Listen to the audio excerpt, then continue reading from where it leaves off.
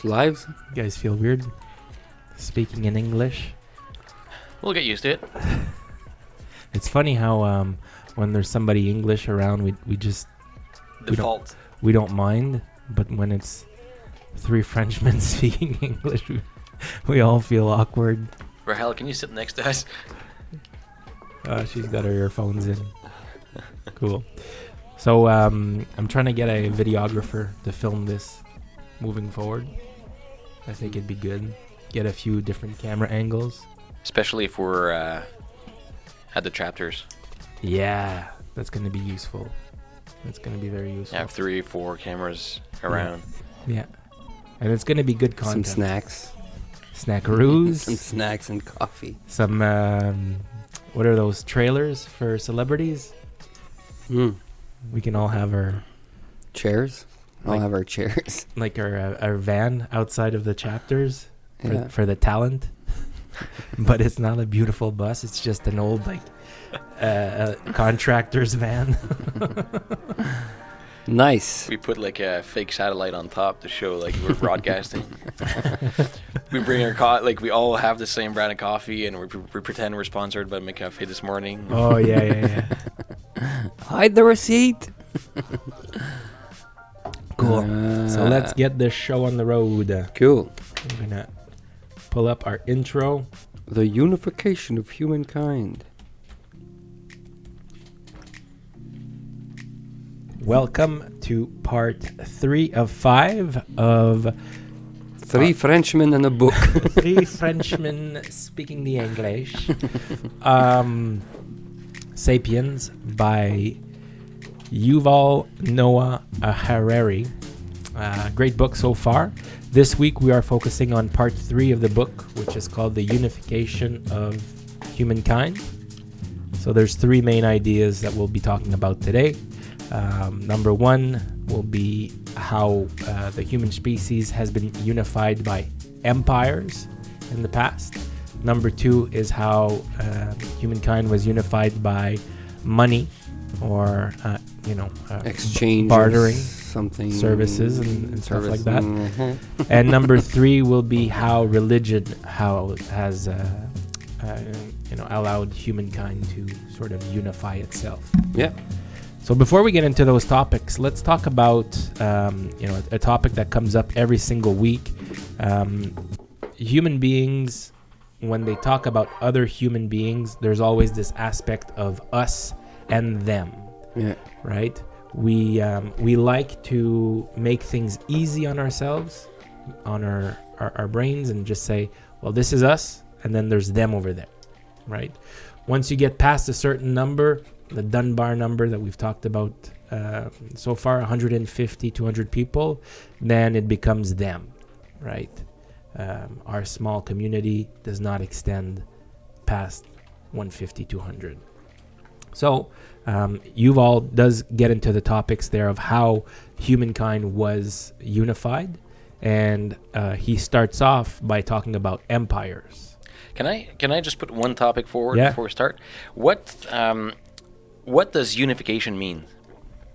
Like for humankind, like everybody gets that, you get unified, like we're unified in whatever we're doing, etc. But what does the unification of humankind as a whole mean? So for me, unification means bringing more people into that category of we. Common goals, common beliefs. Yeah. Yeah. That's at the simplest way to put it for me is bringing more people into the category of we versus them. That is unification. Let's talk about hockey teams, right? You're 20, 22 dudes on a hockey team? Yep. There's your team, and then there's everybody else. There's that huge category. But then, if you go and you're in the NHLPA, right? And then you've got players playing over in Russia, then it's us, the NHLPA, versus those Russians that are, well, not all Russians. In the KHL, players in the KHL. Players, that's them, right? But then there's hockey players, and then there's football players. And it's like, well, us, Right. hockey players. Right. And then there's athletes. Yeah, exactly. So that a constant like upping of the ante of like what is we. That is what is so useful, in unifying all the sapiens. So let's talk about the first one, the empire model that allows humanity to be combined. You guys, you remember a few of the empires he talks about? A Roman, Yeah. for one. The Roman Empire. Roman Empire. He talks about the British Empire, Yes. which we are part of, right? Yeah. We are part of the Commonwealth. Now, Still part of. People Still. don't realize that, but we're still a part of it. yeah, we still have the Queen, right? Mm-hmm. And, Queen. And then we have the American Empire that is still ongoing today. What is the god of the American Empire? Money. I think so. Well, and I think that money, even though it might not have been coined back then when the empire started, but money was still at the part of it. Like it was Yeah. still at the heart of what people wanted to do. They wanted power, they wanted control, and what better form of control than money, right? Yeah. You Yeah. have money, you have control, you have freedom, you do whatever you want. So we're gonna get also into the money section, but before we get into that, I think that the American Empire also has another god, which is democracy. Absolutely. Right? It's forcing their democracy on the people of Afghanistan. Yeah. It's forcing their democracy on the people of Iraq. So it's a little bit like who's the king that was taking over the world, but like saying, "Oh, I'm doing you a favor by taking over your tribe. You get to join me." Was that the Persian Empire? Well, Persian? he does talk about that when he talks about the India, right, and how it used to be part of the Commonwealth. And when the British went into India, they sort of implemented democracy. They implemented the English language that unified all of the other small tribes inside of India. There was people speaking Hindi, Punjabi, Urdu, all the other languages. So they went in there and then they unified the entire country. Mm-hmm. And he said, it's funny that they wanted to get rid of this British influence, but if they were to decide that nothing gets done in India in English anymore, they would probably vote on it today. And in some ways, democracy was sort of put in place by the British Empire. So it's not clear if it was a good thing or a bad thing. But the people who were forced to change are probably no longer there. Yeah. Well, they are no longer there. So they explain the same thing that happened with the Roman Empire, where they took over this tribe that lived on a hill, and then the Roman Empire kept trying to take over, but they would fail every time because they lived in hills, in the mountains or something like that, right? Yeah. So they got fed up, they surrounded it, waited until they starved to death, right? Yeah. But the people who did join, where was I going with this? What did you say again? I don't know. Like after generations and generations, you just become a part of the empire that you joined. So you're no longer like they say the Roman Empire fell apart, and it's not like the old tribes rose from the ashes and started living the way they lived before they got taken over. Yeah. They are now part of, Well, so you probably the same thing with India. Like Yeah. if they would vote, they wouldn't even know the difference anymore. It would Yeah. just say like, You slowly assimilate to it. yeah, it's a big monster eating up, slowly digesting. That's what he says, right? Yeah. Mm-hmm. And it's funny, if you were to have cuisine from Peru, there's a lot of steak, there's a lot of beef in the Peruvian, but 2,000 not years from ago, there yeah. was no cattle Mm-hmm. in Peru. Like 500 years ago. Yeah, there was nothing. It was, Yeah. if you were going to get a steak, it was probably from a llama. right? The cool example was also like we see the cowboys and Indians are trying to The protect their horses? tribe on the horses and stuff like that, and that's how we see them. But Yeah. they didn't have horses before Europeans came in, There so was no yeah. wild horses. didn't exist. Yeah. So it's funny how we like sort of assume different attributes, different cultures around the world, but in reality, you know, it was all mixed up Yeah. in at some point, and Yeah. empires have a lot to do with that. And this is all because of, well, we'll get into it. Money. Before money, there was trading of goods, Yeah. right? So let's get into that second aspect, which is money. And before there was anything known as money, there was bartering, Yeah. right? And I don't know if there's no money that exists, Cedrick, okay, and I need you to come shovel my driveway. What's it gonna cost me? Well, it's going to have to cost you something that I need, right? Okay. Because if I don't need it, there's no point of me going to shovel your driveway. The other point, too, is that, and that's where money is very good or important, is that if you have nothing that I need, I'm never going to go shovel your driveway, Yeah. right? But with money, it doesn't matter because we have different needs, but we all pay with the same thing. Mm-hmm. Yeah, I don't think it's remove the money, like from our own perspective. That's how everything moved forward, because you're able to do a lot more stuff and being more practical With more people. with more people. So what would you accept then? In terms of trade, Yeah. Today, right now. to go You have shovel. to go shovel his driveway. What do you need? Well, in terms of money, it had like, what's my cost per hour? No No, money. There's no money. No money. Money No. doesn't exist. I don't go. You don't go? Well, like what are you gonna give me? Like a TV or something like that's I don't know. I'd probably like fuel my car. I would probably exchange it for if I was asked to go shovel your driveway, I would say, yeah, I'll go shovel your driveway, but the next 2 times that I need documents carted around town, I'll need you to go for. So I think I would say, okay, I'll go, but you need to give me your shovel. So that way when I have to get my driveway shoveled, I'll give it back to you if you shovel my driveway. yeah, that's a good idea. So there's probably plenty of deals like that, Yeah. right? But the point that he makes is that the guy or the person, whatever, that needed a pair of shoes, his neighbor said, hey, go see this guy in whatever town. He makes the best boots. They're durable. They lasted 5 seasons.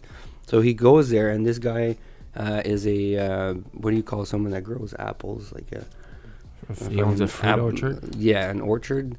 So he goes to the guy and says, I'll exchange you a bushel of apples for you to make me this pair of boots. But then the guy's like, well, wait a minute. How many apples am I going to ask? Because I just did a pair of shoes for this lady. They're smaller. She gave me apples, but it's not the same type of apples. Yours are maybe better, but are they? And how many apples am I going to ask? So he's like, explaining how do you come up with how many apples for a different pair of shoes? You can only eat so many apples. Yeah. So then that's how he explains the importance of money, that you can exchange this token for anything that you need versus, I might need that. Might need an apple, but it's fucked up. Never thought of it like that. And food is a great form of money, right? There was a time there in Babylon, I believe, where people were purchasing Salt. whatever it was barley. There's barley and barley salt, grain, right? So Alexander the Great, at one point, he was paying his soldiers in salt because it was a commodity that could be used anywhere. Yeah. That's I pay crazy. Martin with insults. Yeah, it's Nailed it. Yeah, it's food was a great source of money, right? Yeah. But in order for something to be valuable, there needs to be confidence behind it. Yeah. Well, confidence, but also it can't be perishable, right? Yeah. Because let's just say I give you 1,000 apples. But if you don't have 1,000 people to feed, what are you going to do with those apples, right? So there's a limit to where it is, or it can be. Cook some I'll give you pies. a bushel of apples for like every month for a year. Then that's different. Yeah. But then, like exchanging in food, other than having long contracts, is very tough to do Yeah. because there's so much that you can store. Yeah. No, it's true. Yeah. And there's just so many shovels that I need. There's just there's so many, so it becomes at a point that it's impossible to save when you don't have money. Using money. Yeah.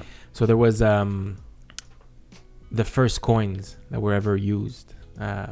They were made of silver and gold, and there's a specific reason for that. It's because it was extremely rare, and it was very difficult to acquire more. So there was a certain limitation there, a certain value. Yeah. And did you And guys? they were decorated and weighed Yeah, and backed by The the government. ruler. yeah. Whoever the king Yeah. was. Yeah. Did you guys know that in the U.S. system, there used to be a time where every dollar of the U.S. currency was backed by a certain amount of gold in the financial reserve? Yeah. And then in the 1960s or 70s, they wiped that law out. I had a full course in university on that. Yeah. Because it became just impossible, or you were able to multiply the money faster without having that. Yeah. So it was a gold. They called it the gold standard. Gold standard. Yeah. And I think that owning a bit of gold is probably a great defense against any financial catastrophe. Well, so if you look at the history of stock market, every time it goes down, gold goes up because it's safe, right? So it's just if you look like the charts, they're the opposite every single time. You can't create more gold. No. It's impossible. Well, you can mine it, but Yeah, whatever's in the ground's in the ground. that's it. But also, like, it's not like you can't just say I have gold tomorrow. You have to mine it. Like, Yeah. it takes some time. And it's it's not something you can produce like a diamond. You can produce diamonds, but you can't produce gold. Are you guys watching The Walking Dead anymore? No. I am. Yeah. What's Pretty going cool because now they're back to exchanging goods for services. Oh, There's really? no money, so it'd be cool to see them coming up with, implementing what we're reading now. Is somebody's face on the coins? There's no coins. It's Oh, exchanging They're exchanging favors goods, yeah. for goods and goods for favors and they're bartering. barter. Yeah, it's really cool. I like it. Yeah. I like the Interesting. concept that the Earth falls apart, so you go back to the old ways, but with some new technology, Yeah. like solar panels, and you have like the water system and stuff like that. Like some medicine. Isn't that what steampunk is? I don't know what that is. Is that It's a like futuristic, old stuff. I don't know. Hey? Steampunk? Mad Max. Mad Max. Yeah, Like the movie? steampunk. Oh, it's in the universe of Mad Max. Well, it's a good example. Yeah. Same thing. I'll check that out. Yeah. Oh, that's probably very good. Yeah. So yeah, if the Canadian dollar were to be worthless tomorrow, like what would we do? Well, what do we have an abundance of in Canada? Probably wood. But so we'd be Petroleum. screwed. That's the answer, because the Canadians have some goods, but you don't. I don't mine anything. You don't mine anything. Yeah. You don't log anything, right? Yeah. So the owners of the company might be able to produce stuff by Yeah. paying people to do it. Their Yeah. employees.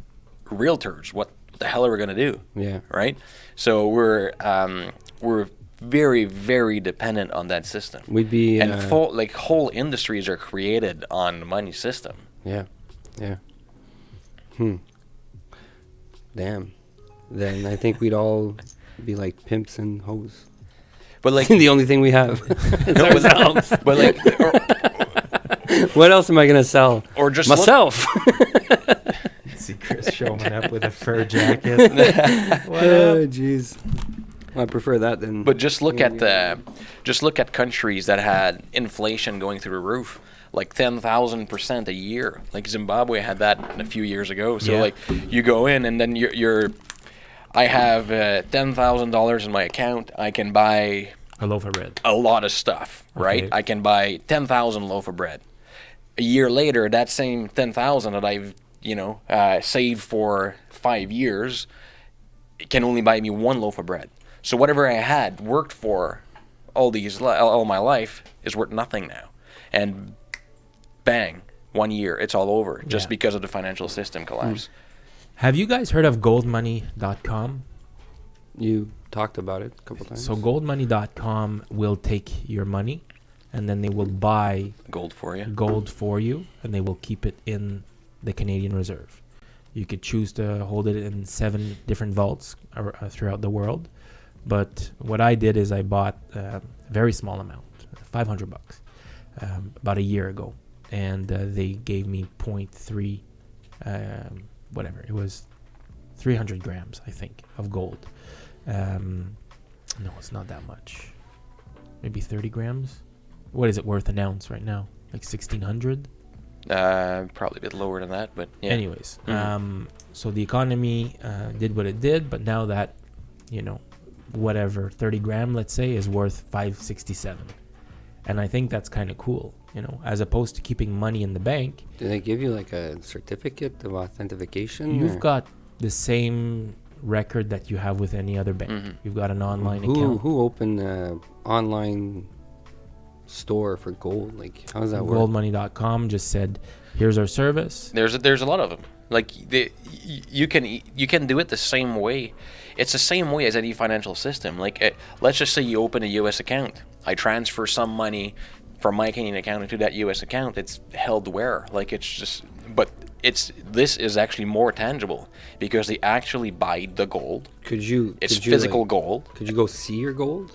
I think you can go and take it out.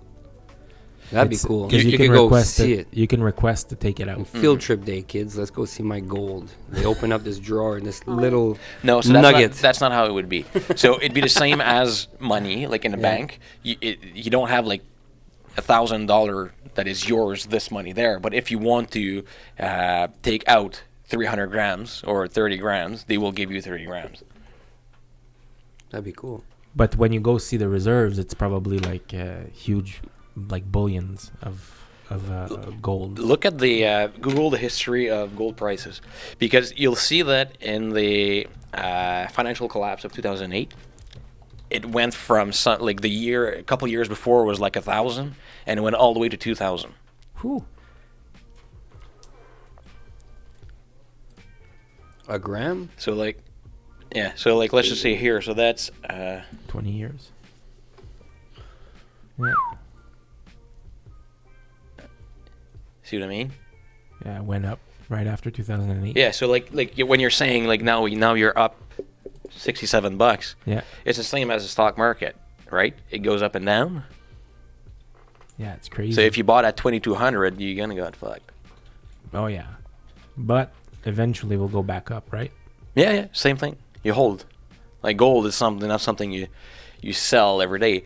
Or, sorry, if it's same as the financial system. I watched a documentary on gold that said that every single day, gold traders, they trigger something like the stock market. So let's just say, for example, the president tweets something that affects the economy.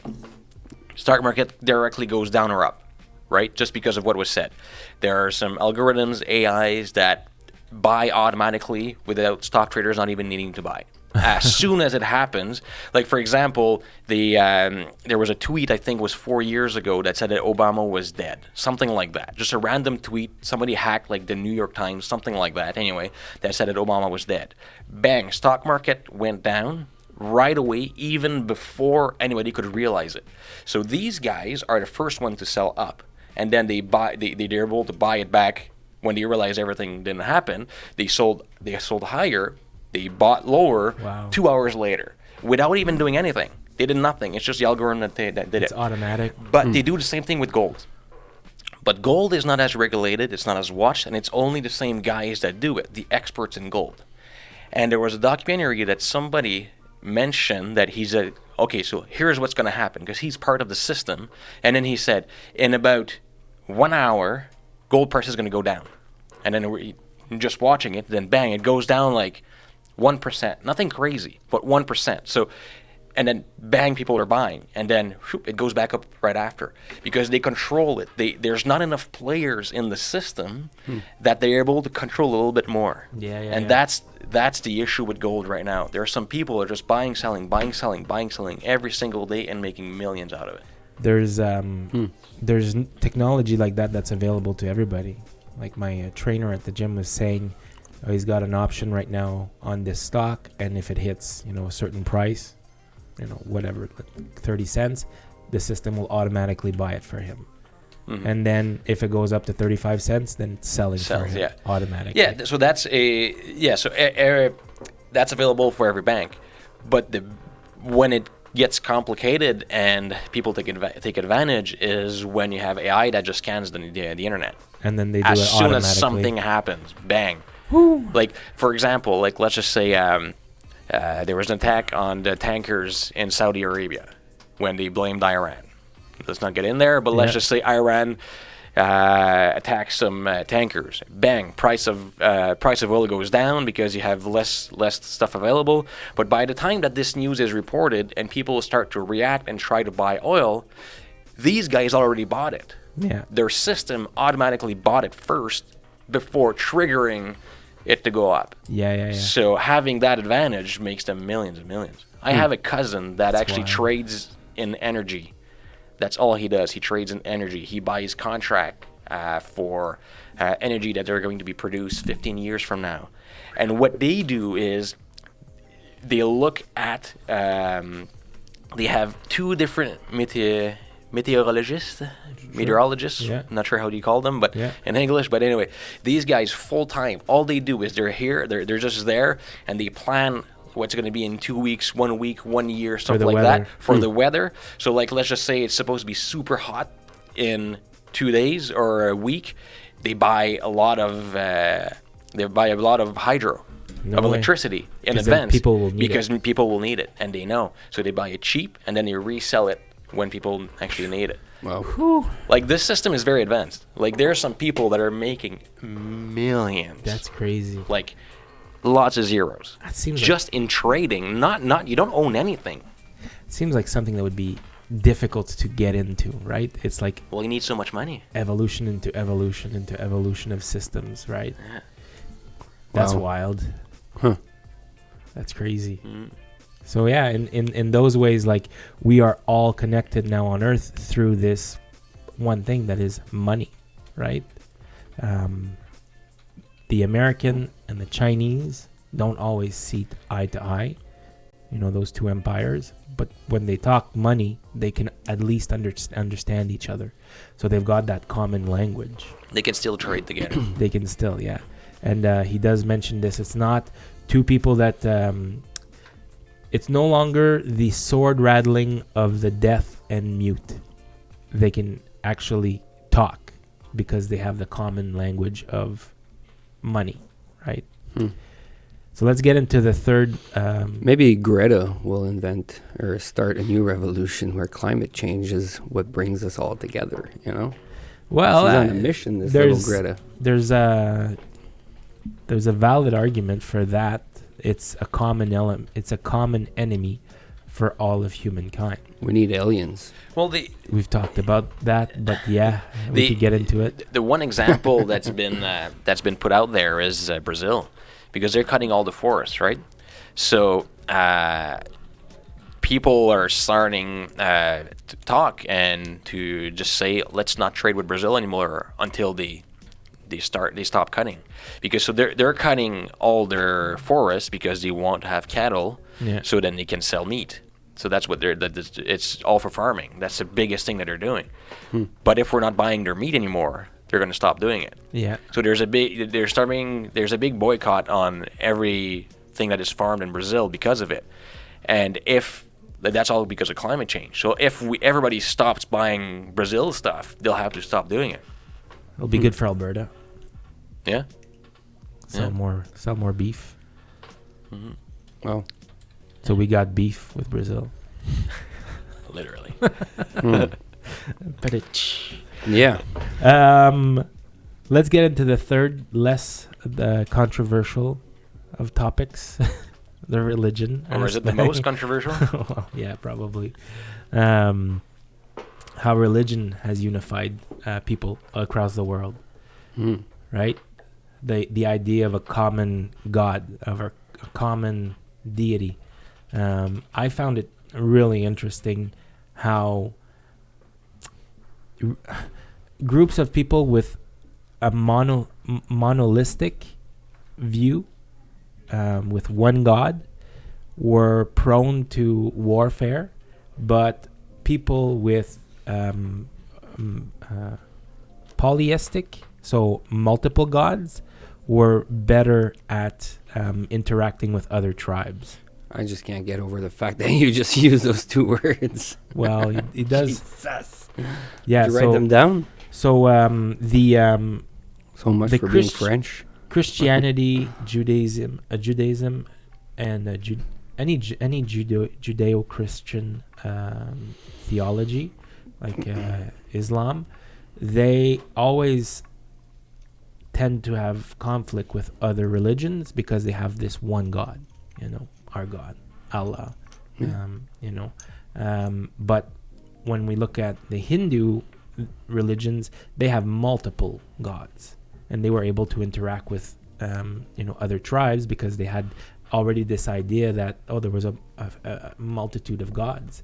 But when we carved out of one God, whatever. Did you do you remember that part? Yeah, I do remember. Yeah, it's really cool. Yeah, the noble. But there's like different hierarchy. Yeah, so like the noblemen were made out of The head, the workers out of the legs, the arms. Yeah, whatever. The peasants were the legs, the toes, the fungi. the toenail. He's a real fun guy. I think they have a part in here that they talk about you too. Yeah. So you were carved out of the asshole, or yeah. Good one. So I found that part of the book very interesting. I'd like to learn more about their culture. It's so different. It's very cool. I'd like to go to India. Be nice. Yeah. And then there was he talked about the Crusades when Catholics wanted to rule the world. Mm-hmm. What? No, keep going, because we're just waiting for you to talk. Did you get to that part? No, but I know it. I know it very well. So it was sort of like they had cognitive dissonance where on one side they were like, you should turn the other cheek when somebody does you harm, but then at night they would go and they would talk how they're planning to invade this other country because they don't see things the same way as them. And there was that aspect of holding two beliefs that are contrary to each other. And he says if you want to know a people, you should not look at what you have in common with them. You should see what two truths they hold to be evident that are opposed to each other. That's how you learn about a people. And how they react to that. Yeah, exactly. And I don't know. It's a very it's more intricate and complicated to look at it this way. Yeah. Because it's not white or black. No. It starts to be gray. Yeah. So it's but it's a lot more interesting. It is interesting. Yeah. Do you know how they who were mainly in the army for the Christians on the Crusades? No. Most of them were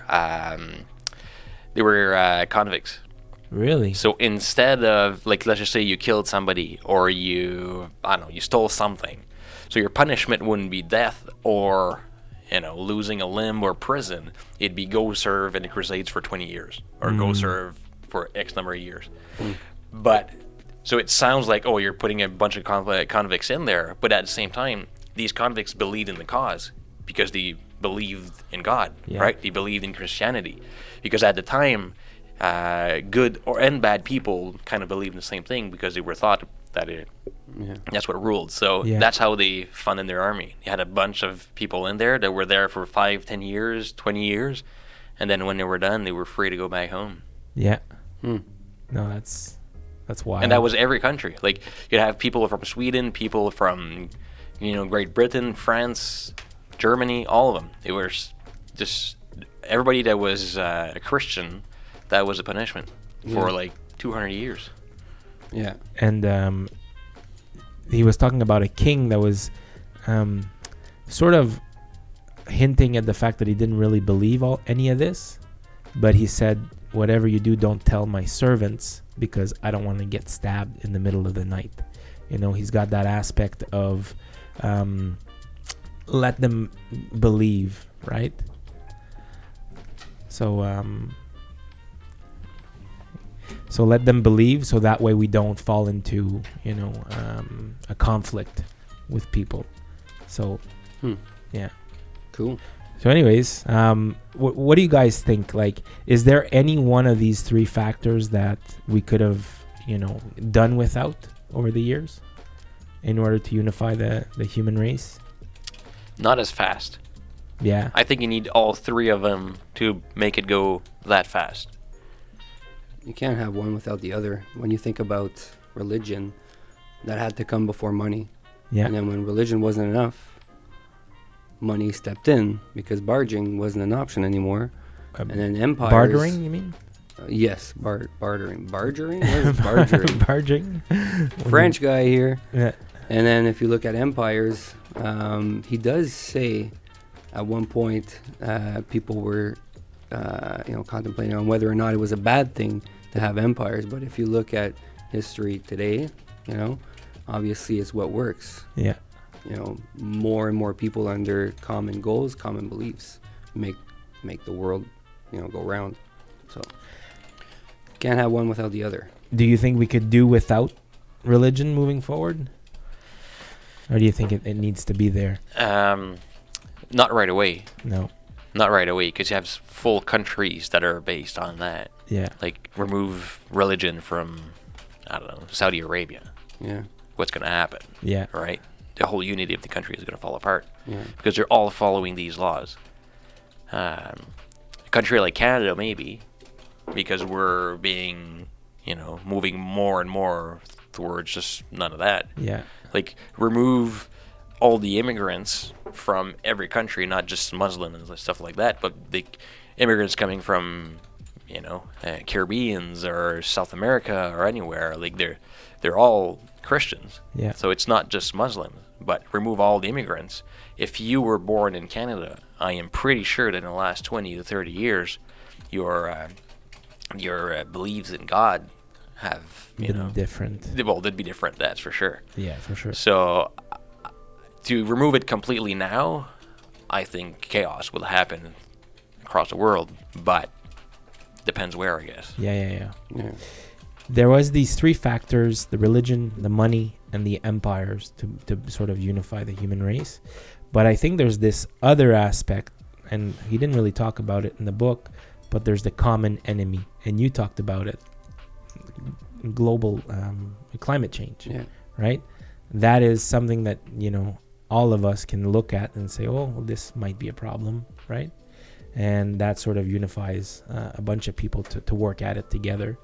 I don't know if you guys are aware of this, but on YouTube right now, there's a YouTuber called Mr. Beast, and he's doing 20 million trees. 20 million trees, and it started a few weeks ago. What's he doing? He's planting 20 million trees for $20 million.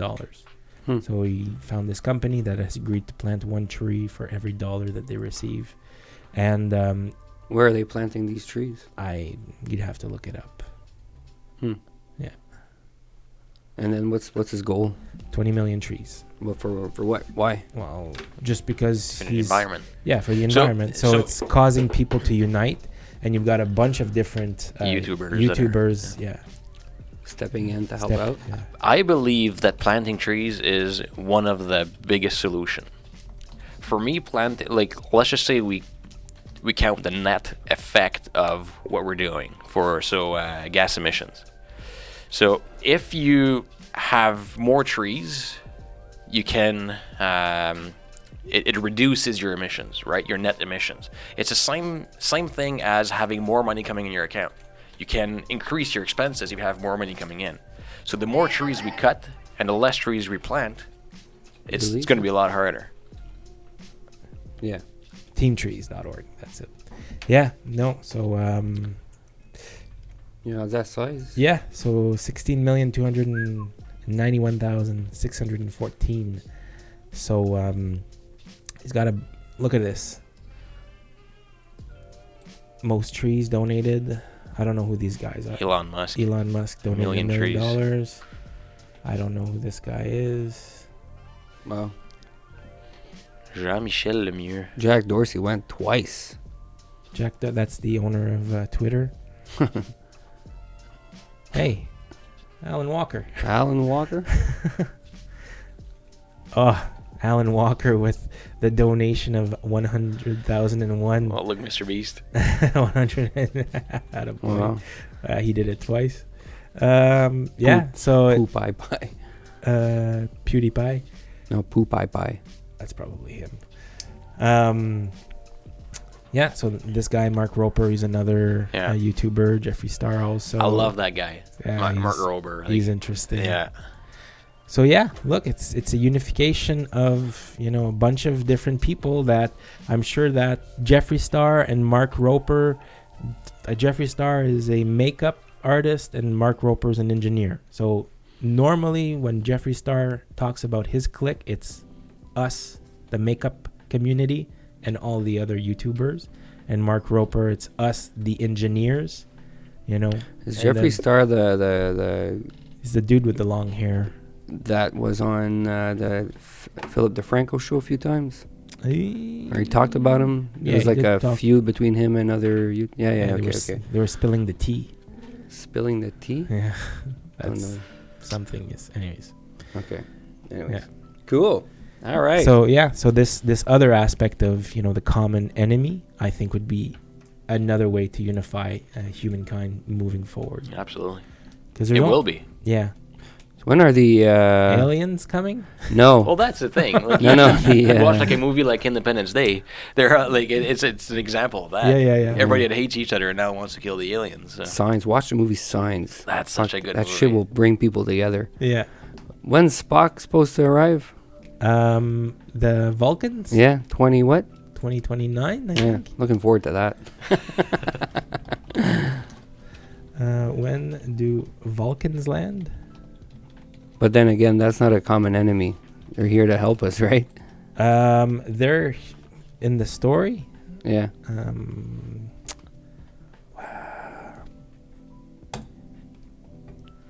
Quinn, do you know this? I don't know offhand. It's like it's in the 2020s, I eh? think so, yeah. Yeah. It wasn't very far future. Anyways, so in the Let's story go, of Star- Spock. The story of he died, eh? A few years ago. The original one? Yeah. I don't know. I think Google had one of those little solutions that people ask questions there. Where? The first one there. Oh, there you go. 2063. So, Okay. Are we still going to be alive? Of course. The way we're going now? Fucking doubt it. Gotta stop drinking. so Yeah, much. yeah, yeah. Survived the Great Climate Wars of 2050. Oh yeah. I Is mean, you know. That's what they say in Star Trek. No, I'm just saying that's what In we're general. doing. yeah. Oh yeah.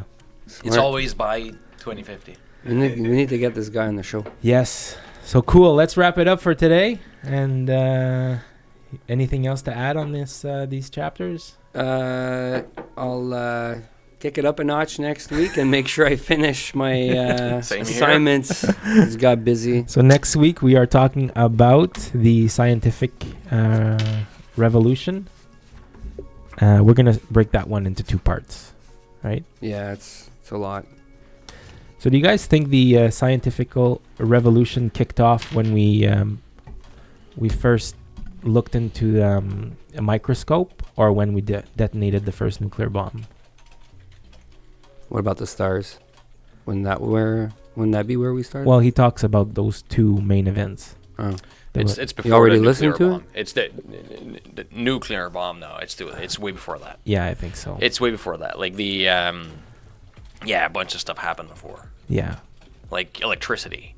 You know what I mean? Like there's lots of important stuff that happened. Yeah. Hmm. I think it's Did you already probably listen to this part? just the beginning. Okay. Just the beginning. Hmm. Yeah. Cool. OK. Cool. Intéressant. Très intéressant. Cool. Okay, guys, we'll see you next week, Thursday morning. You see comments? Oh, yeah, no, I don't think so, but let's take a look. No. We got one viewer. Zero viewers. It's quiet. Too quiet. Cool. Have a good day. We'll see you next time. Ciao.